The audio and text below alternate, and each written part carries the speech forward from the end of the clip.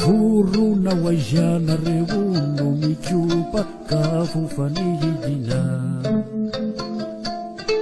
divili afarako kely raha iana varatra ndrefana ihany any re no toerana misy ny akany akany ny taizana ampianana mindra ka tena tsy foko fa mamiko indrindra ny foko tsy ako afindra vorona ho aizianareo no mikopa ka vofanidina divili afarako kely raha iana varatra ndrefana ihany any re no toerana misy ny akany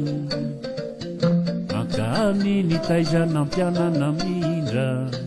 ka tena tsy foko fa mamiko indrindra ny foko tsy ako afindra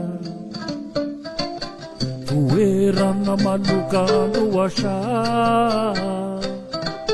tsy vitsy fa maro ireo taiza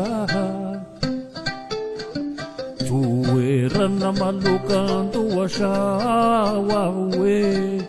tsy vitsy fa maro ireo taiza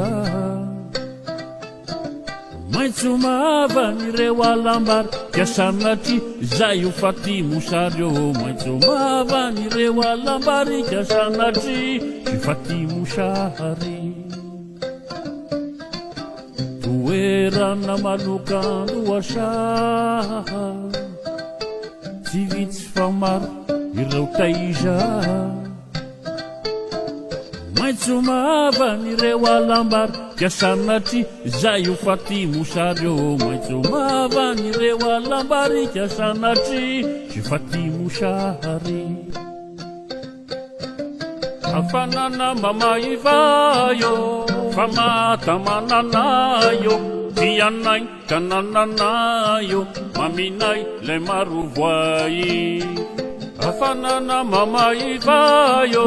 fa matamananayo tianay kanananayo maminay lay marovoay